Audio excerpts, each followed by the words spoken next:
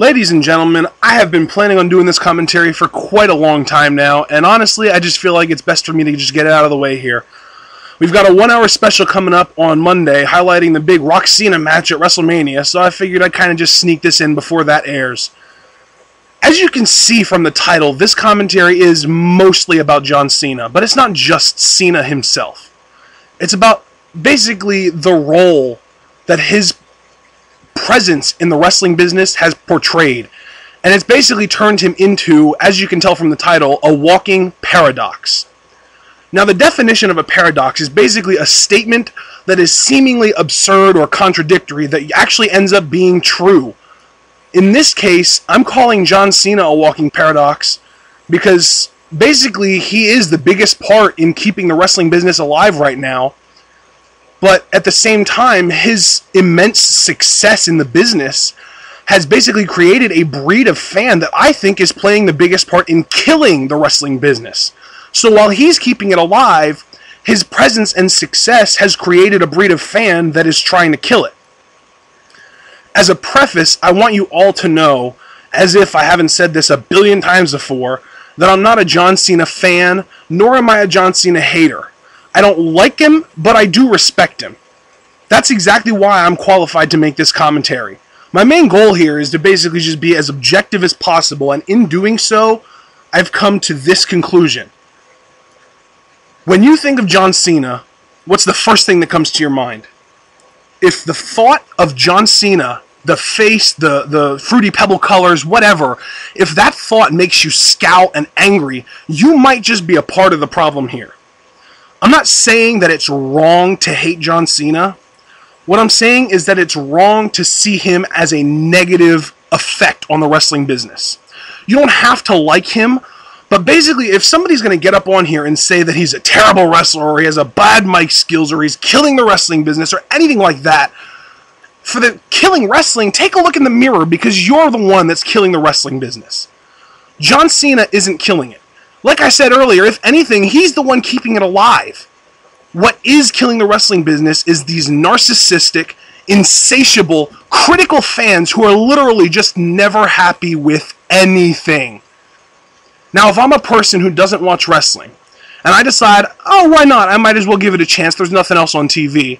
And I kind of enjoy what I'm seeing on TV, you know. There are some interesting storylines, and maybe if you're a female, you see some guys that you think are good looking and you want to see more. Then you go onto the internet, whether that be, say, a wrestling forum or Twitter or even right here on YouTube. All I see, if I'm this casual fan just trying to get into the product, is all these people talking about how terrible everything is. Now, why exactly would I want to invest in this business, this company, this product? Honestly, we don't even have to be talking about money. When it comes to time, a lot of people, including my good friend John, says that time is one of the biggest assets that there is in this world. And why would you want to waste your time watching something that even the so-called fans don't like?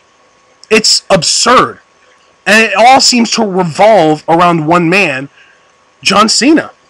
And I'm not even talking about John Cena the person, or even really John Cena the character. It really all just comes down to what John Cena represents. Some people think that John Cena represents the PG era, but realistically, PG isn't necessarily something that can hinder a business. If anything, it's better for business because that PG label means that you can get all kinds of amazing sponsorships with companies like Kmart. Kmart is WWE's biggest sponsor, and they probably wouldn't stick around if the WWE started doing what they did in the Attitude Era. So John Cena here is this blue-collar guy who goes in there, creates a huge emotional connection with the fans, and like I've said it before, he's almost single-handedly keeping the wrestling business alive. But wait a minute. He's getting shoved down our throats! He only uses 5 moves! He's Superman! He never loses! Are you kidding me right now? Get over yourselves. This is kind of where I got to my whole "you are all marks" thing when I debuted.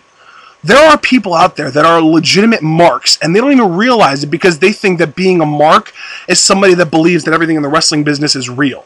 In this case, they're marks for themselves. They're self-centered, they're narcissistic, they're selfish. They think the wrestling business and really the whole world should revolve around them. And when I look at a situation like this, I see two solutions. The first solution is to have basically a life revelation and realize that the wrestling business does not revolve around you and your opinions. If you don't like John Cena, that's fine. But at the same time, if you can take a step back and just be objective and observe that this guy is better for business than anyone else in the entire wrestling industry, you need to shut your mouth and let him keep this business that you claim to love alive.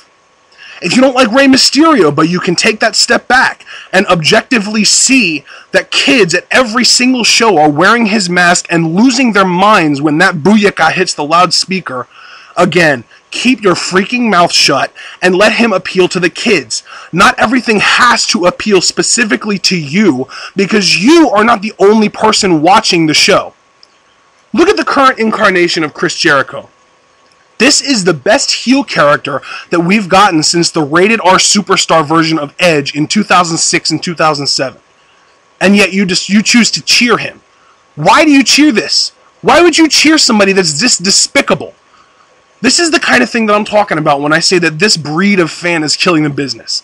You choose to cheer the heels, and then you boo the guys that actually make the money for the business to keep the business alive, and all throughout you don't pay a dime because you're too busy streaming pay-per-views and torrent downloading your DVDs.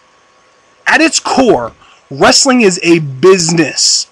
The best wrestlers are the wrestlers who are the best for business, and the wrestlers who are the best for business are the wrestlers who make the company the most money. Right now, those guys are John Cena, that's right, I said it, and CM Punk.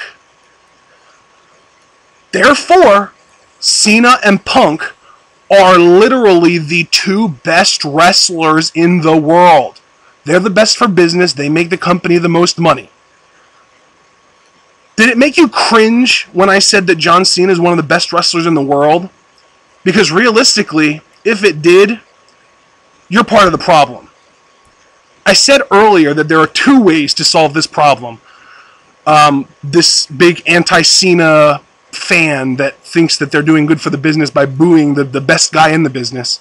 The first solution, I already said, that was for them to realize that they're stupid for booing this guy and that they're selfish and they need to basically just shut up when it comes to these wrestlers that they hate so much for keeping the business alive, you know. But let's be realistic here. That's not going to happen. The good news is this second solution is even easier. The second solution is just to stop talking about it. If you hate John Cena so much that it makes your blood boil, stop talking about John Cena. If you hate anybody, really, that you can objectively observe is good for the business, why would you talk bad about them? Why would you waste your time trash somebody you hate? Are you one of these people that enjoys being angry? Because I know that when I think of something that I dislike and I have to talk about it, I get miserable, I get angry, and I don't like what I become. And this is a really good example of that because I can't stand these freaking fans. In the end, it all comes down to a simple choice. Are you a narcissist? Are you a masochist? Or are you a reasonable person? If you're a narcissist, just like I said earlier, realize that a majority, and I do mean a majority, of the crowd is behind guys like Cena and Mysterio and even Punk, for those of you who've decided to turn on him already. Oh, and by the way, internet fans turning on CM Punk called that 4 months ago. If you're a reasonable person, you'll see the light and at least learn to respect the guys that keep the business and the industry alive. On the other hand, though, if you're so much of a masochist that you enjoy talking about what you hate so much, go ahead and embrace that inner masochism and go play in traffic somewhere. This is Ian Izzle, signing out.